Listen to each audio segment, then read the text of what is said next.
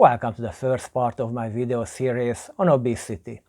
In the following lectures, we'll go through the most common theories of obesity, the calories in, calories out model, the fattening effect of carbohydrates, insulin resistance, the hormonal and genetic cause of obesity.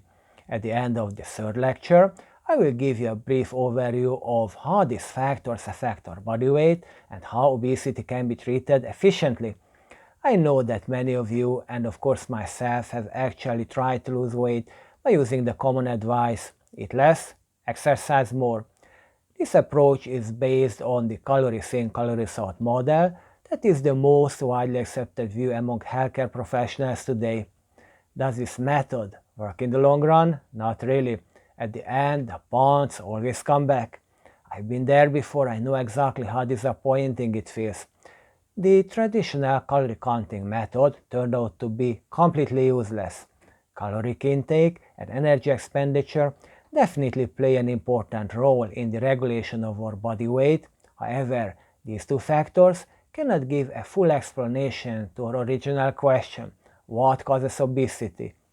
In addition to calories, there are several other factors as well that determine if these calories will be burned up in lean tissues or they will be stored in the form of body fat. We will talk about this topic later. Let's start with the conventional calorie counting method. Eat less, exercise more. Basically, this is the general formula for weight loss today.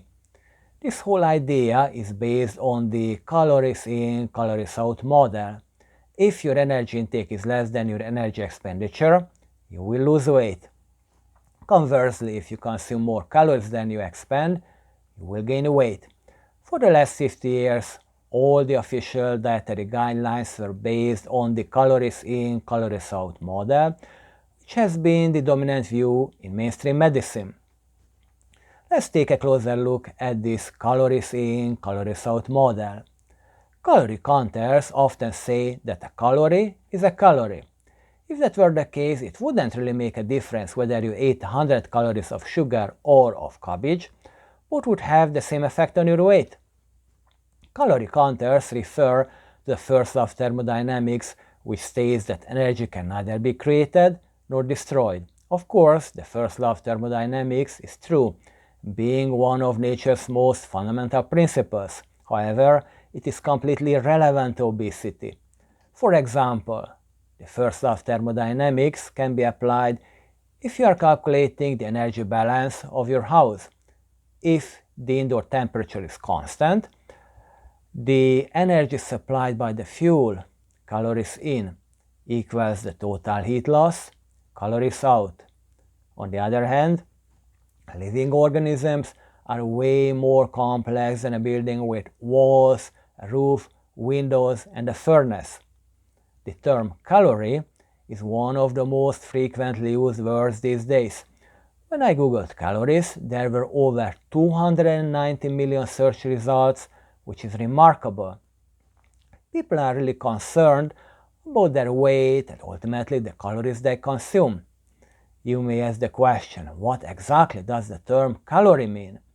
Calorie is the amount of energy needed to raise the temperature of 1 gram of water by 1 degree Celsius. Traditionally, the calorie content of foods was determined by a device called bomb calorimeter. Let's see how it works. The foods are burned in a combustion chamber surrounded by water. The food's energy content is calculated from the temperature change measured in the water tank. If we burn 100 calories of sugar in a calorimeter, it will produce the same result as if we burn 100 calories of cabbage. You've already heard the old saying, a calorie is a calorie. It is 100% correct in a lab environment. However, as you would expect, the human body works differently. Sugar is a very energy-dense food. 100 calories are packed into a small amount of 25 grams only, which is the equivalent of 2 tablespoons. Shortly after ingestion, the sugar will cause a sudden spike in blood glucose level, followed by an insulin rush. Insulin is an anabolic hormone and is the main driving force behind obesity. Acting like a squirrel or hamster, Insulin works hard to store every possible food item for later use. After the initial blood sugar peak, however, blood glucose levels will drop faster than normal and you will be even hungrier than before. As a result, you will end up eating more food. Cabbage, on the other hand, is not an energy-dense food. 400 grams, which is about half an entire cabbage, contains the same amount of energy as 2 tablespoons of sugar. Besides calories, cabbage also contains fiber and a lot of water. By slowing down the nutrient absorption, fibers prevent enormous fluctuations in blood sugar levels.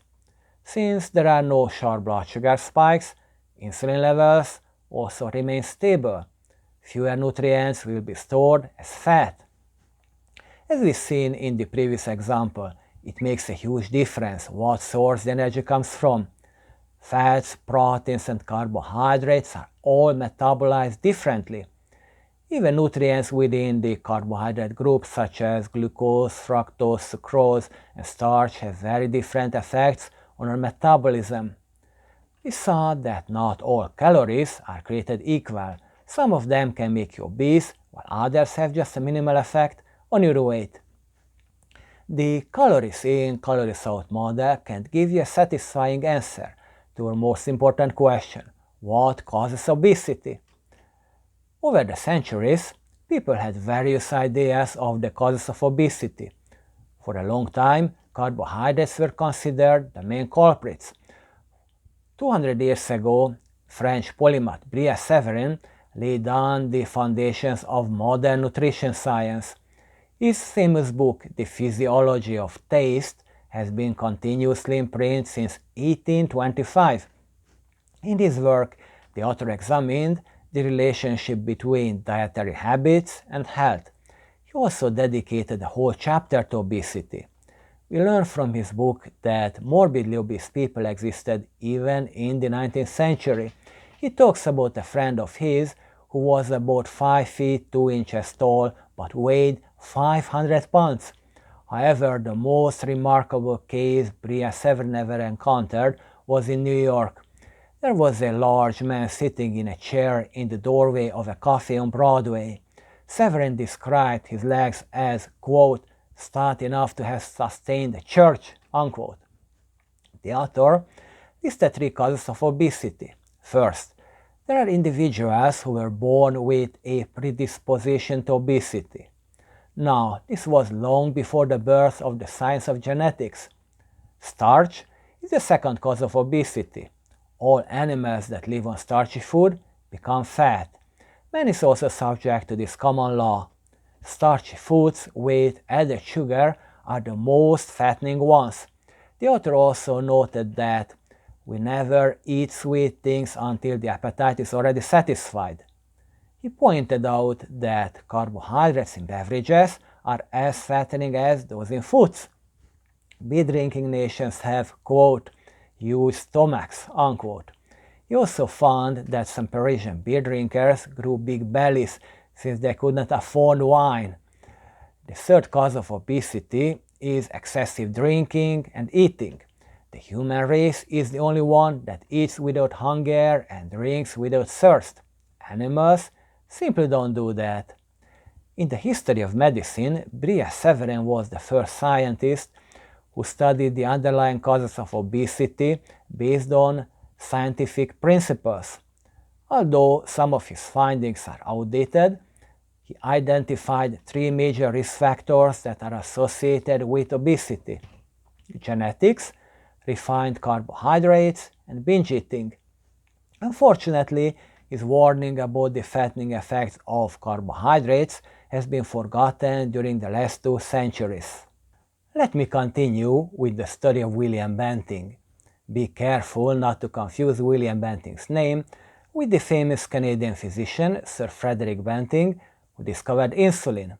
Our friend, William Banting, was neither a doctor nor had a formal science education. He was a coffin maker and the funeral director of the royal family in 19th century London. Although he was not a scientist, he wrote the first diet book ever. In his 30s, Banting started to put on weight. Over the course of the following decades, he developed a considerable amount of body fat. He wasn't able to find a remedy for his obesity for nearly 30 years. Nothing seemed to work for Banting. He said, quote, "The evil still gradually increased," unquote. An eminent surgeon and family friend recommended more physical exertion. Following the doctor's advice, Banting started every morning with vigorous rowing exercises on the nearby Thames River. Although he gained some muscular strength, regular outdoor activities caused him to develop a very healthy appetite. Rather than losing weight, he became even heavier.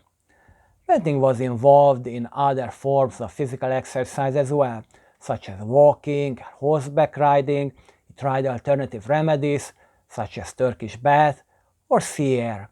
None of them worked for him.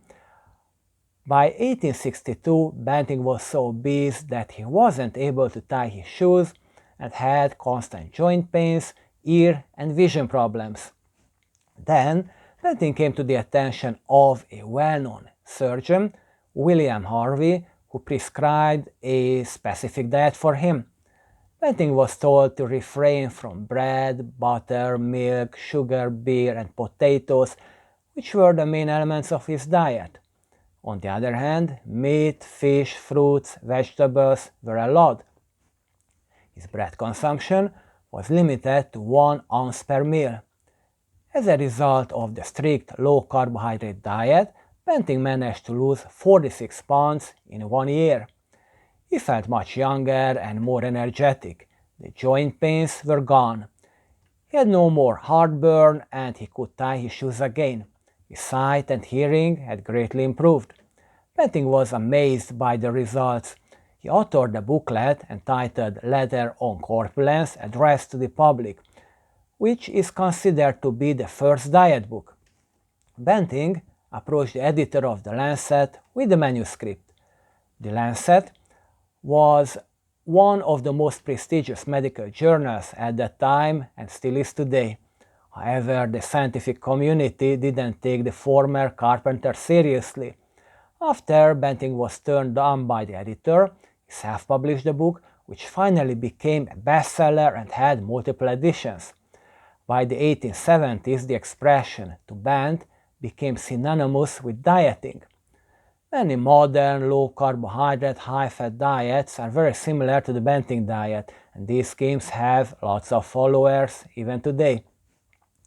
Did you know that William Banting never reached his normal weight, as some authors claim?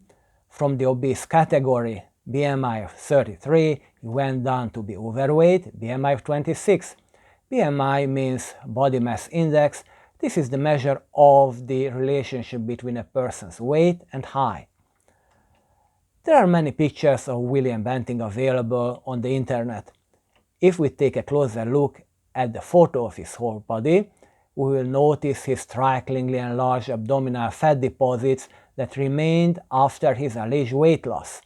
Banting claims that he lost 46 pounds, but we have no information if he managed to keep the weight off for a long period of time. This is the Achilles heel of the diet industry, where every single diet fails in the long run. Last but not least, Banting was a heavy drinker. He mentioned in his booklet that 4 to 7 glasses of wine were part of his everyday diet. Unfortunately, Banting's alcoholism greatly undermines his credibility. Personally, I wouldn't call Banting's method a perfect diet, but we can at least learn one important thing from his story. Severe carbohydrate restriction helps you lose weight. The fattening effect of carbohydrates was considered a scientific fact until the 1960s. In 1963, Dr. Passmore wrote in the British Journal of Nutrition, quote, "Every woman knows that carbohydrate is fattening. This is a piece of common knowledge which few nutritionists would dispute," unquote. However, things started to change in the 1960s. Coronary heart disease had become the #1 cause of death in industrialized countries. The great epidemic of heart disease gave rise to the dead heart hypothesis. The whole theory is based on 2 key assumptions. 1. Dietary fat raises blood cholesterol levels. 2. High blood cholesterol increases the risk of cardiovascular disease. None of these claims is entirely correct. First, let's examine the first assumption. Mainstream scientists still believe that foods rich in fat and cholesterol will increase your blood cholesterol level as well. This is totally wrong. There is no convincing scientific evidence for that claim. Do you like eggs? Put up your hand. Have you ever felt guilty because you were told by your doctor to limit your egg consumption to no more than 1 egg a day? No need to worry anymore. In my book, I'm telling the story of an 88-year-old man who lived in a retirement home and ate 25 eggs every single day for the last 15 years. Despite the excessive cholesterol intake, the old man maintained a perfect blood cholesterol level. Dietary cholesterol intake and blood cholesterol levels are virtually independent of each other. Let me explain why. Cholesterol is present in almost every single cell of our body as a building block of the cell membrane. Cholesterol is also an important component of bile, it is the raw material of vitamin D and various hormones. Literally, there is no life without cholesterol. Every single day, our body synthesizes approximately 700 milligrams of cholesterol. The more cholesterol you eat, the less cholesterol your body has to produce. On the other hand, if you are on a low cholesterol diet, your body has to make more cholesterol than you would normally. Our body is smarter than you think. The second part of the dead heart hypothesis says that high blood cholesterol increases the risk of cardiovascular disease. Wrong.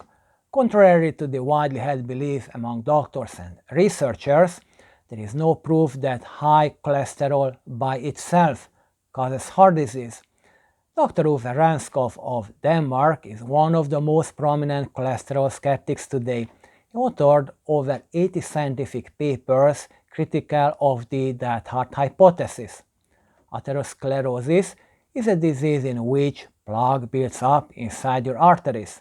If one of the heart's narrowed arteries gets clogged, the heart's muscle tissue starts dying. This life-threatening condition is called myocardial infarction, also known as a heart attack. Take a look at this graph. The x-axis shows blood cholesterol levels and the y-axis represents the degree of atherosclerosis. The dots are widely scattered all over the place. In other words, there is no close relationship between cholesterol and heart disease. Now, all statisticians used to say, if you torture your numbers long enough, they will confess. If you use Microsoft Excel, you can force the program to draw a trend line over the widely scattered dots. It will look like this. Honestly, for experts, it is not really convincing. Thanks to the mainstream media, cholesterol is often confused with the low-density lipoprotein known as LDL. It is also referred to as the bad cholesterol. Although there is some moderate correlation between LDL levels and cardiovascular disease, the relationship is much weaker than previously thought. Let's talk about scientific evidence. The Austrian-born philosopher Karl Popper said that a theory should be considered scientific if and only if it is falsifiable. From this philosophical point of view, science and falsification of scientific evidence go hand in hand. Let's see how scientific evidence can be falsified. Probably you already know that the vast majority of clinical trials are directly or indirectly funded by large pharmaceutical companies. They spend billions of dollars on research projects each year. Since they are not charitable organizations, they put a tremendous pressure on researchers. The only trials that are published are the ones that support their claims. The results of negative outcomes are never released. As for the cholesterol hypothesis, the experiments can be falsified very easily. Researchers don't need to forge data, they don't even need to tell a single lie. All it takes is applying some selection bias. There is a genetic disorder called familial hypercholesterolemia. The body of an individual with this disorder is unable to remove LDL or bad cholesterol from the blood. If such patients are included in a clinical trial, the outcome can be easily manipulated. If you are old enough, you should probably remember there was a time before the internet.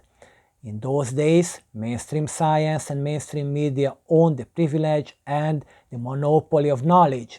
Alternative thinkers didn't really have an opportunity to share their ideas. In those dark ages, back in 1977, the Nutrition Committee of the United States Senate formulated a paper entitled Dietary Goals for the United States. For the first time in US history, the government told the citizens that they could improve their health by reducing fat in their diets. If we dig a little bit deeper, we will see that the Rockefeller Foundation played an important role in the formulation of the new US dietary guidelines. In my book, I tell the story of the Rockefellers, how they put their hand on the pharmaceutical industry. I'd like you to notice that the new dietary guidelines were inspired by Big Pharma. The proposed low-fat, high-starch dietary pattern didn't offer any health benefits. Unfortunately, people took the bad advice and did exactly what they were told to do: reduced their fat intake and increased carbohydrate consumption.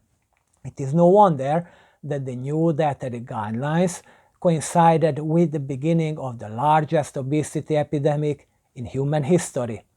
The number of obese people has been on the rise for decades, and Americans have the poorest health among Western countries. Today, over 70% of Americans are obese or overweight. By the way, have you ever heard of edible coal? There is also a typo in the document saying dietary coal instead of dietary goal.